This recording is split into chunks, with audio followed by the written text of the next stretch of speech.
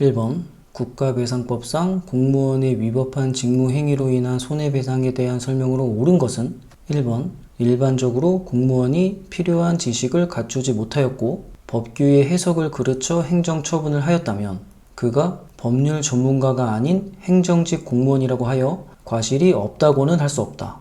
이거 맞죠? 자, 공무원이 법규의 해석을 그르쳐 행정처분을 했다면 요거는 과실이 있는 거예요. 과실이 없다고 할 수 없다. 그러니까 과실이 있다. 맞다. 다음 2번 국가배상의 요건인 공무원의 직무에는 국가나 지방자치단체의 비권력 작용과 사경제 주체로서 하는 작용이 포함된다. 자, 이거 틀렸죠? 공무원의 직무는 비권력 작용은 맞는데 사경제 주체로서 하는 작용은 아니죠. 이 부분이 틀린 거죠. 이것도 엄청 자주 나오는 선지죠. 다음 손해배상 책임을 묻기 위해서는 가해 공무원을 특정하여야 한다.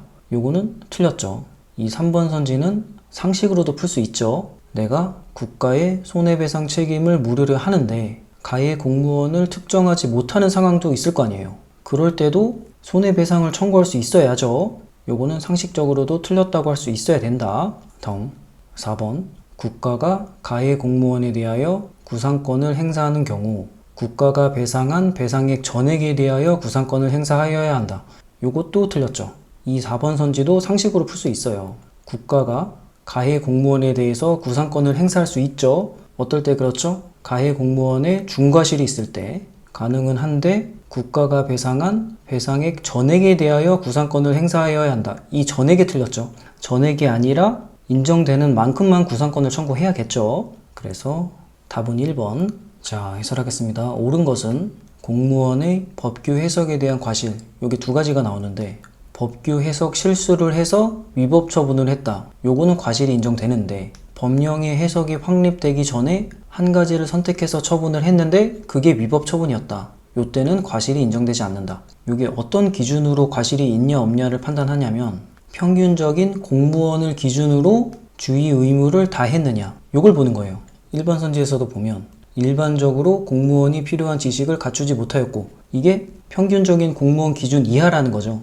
그렇게 해서 법규의 해석을 그르쳐 행정처분을 하였다면 이럴 때는 평균적인 공무원을 기준으로 했을 때 주의 의무를 다한 게 아니다. 그러니까 과실이 있다. 이렇게 보는 거예요.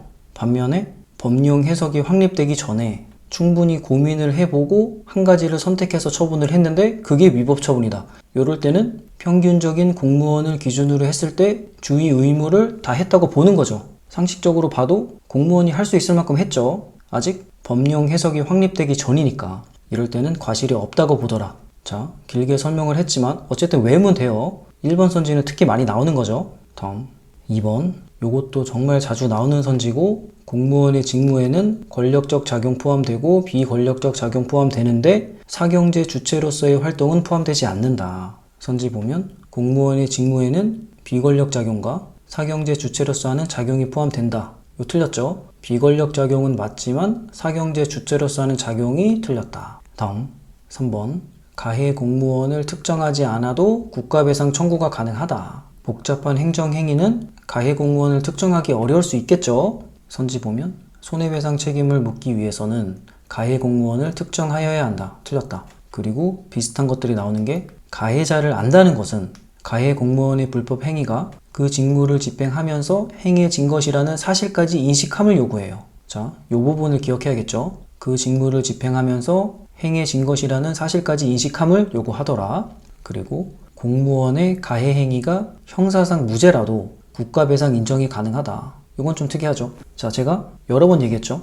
국가배상은 웬만하면 인정되더라. 처음 보는 선지면 인정될 가능성이 높다. 이렇게 생각하는 게 맞을 확률이 높겠죠. 다음 4번 국가배상 관련해서 공무원의 중과실이 있으면 공무원에게 손해배상 청구가 가능해요. 그리고 공무원의 중과실이 있는데 국가가 먼저 손해배상을 해줬다면 국가가 공무원에게 구상권 청구도 가능하다. 요거는 명문 규정이 있어요. 자, 하지만 항상 전액은 아니겠죠. 자, 이런 것도 상식적인 거죠. 전액이 아닌 인정되는 한도로 구상권 청구가 가능하다. 선지 보면 국가가 가해 공무원에 대하여 구상권을 행사하는 경우 국가가 배상한 배상액 전액에 대하여 구상권을 행사하여야 한다. 이건 틀렸죠. 전액이 아니고 인정되는 만큼만 구상권을 청구해야겠죠. 다음, 자, 국가배상법 2조에 대해서 봅시다. 공무원의 위법한 직무행위로 인해서 손해를 입었을 때 국가에 손해배상을 요구하는 게 국가배상이죠. 이 국가배상은 민사소송이다. 당사자 소송 아니에요. 그리고 행정상 손해배상의 일반법이다.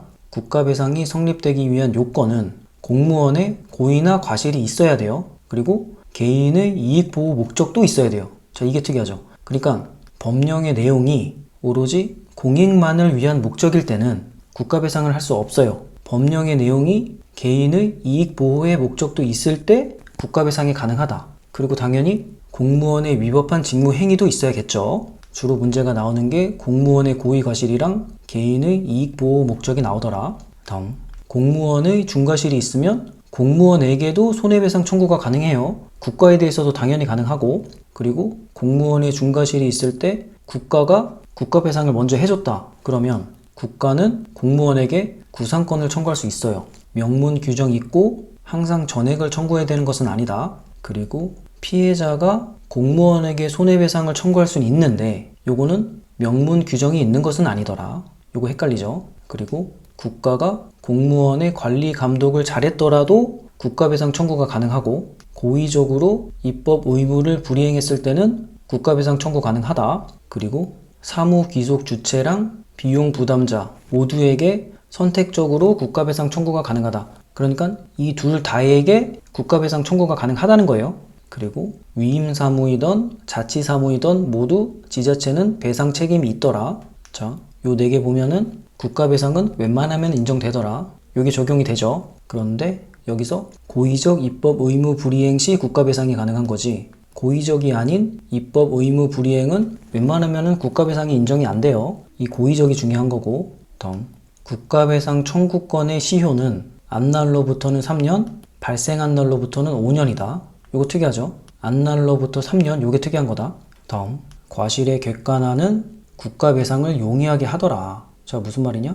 과실이 있어야 국가배상 청구가 가능하죠. 그런데 예전에는 공무원 개개인, 그러니까 공무원 각각의 능력을 기준으로 과실이 있는지 없는지를 봤단 말이에요. 이러면은 과실이 있는지 없는지 증명하기가 되게 어렵겠죠. 하지만 과실을 객관화하겠다. 평균적인 공무원 기준에서 주의 의무를 다했느냐? 다 했으면 과실이 없는 거고, 주의 의무를 다하지 않았으면 과실이 있는 거죠. 이렇게 되면은 과실이 있는지 없는지를 증명하기가 좋으니까 국가배상이 용이해진다. 이런 내용이에요. 다음,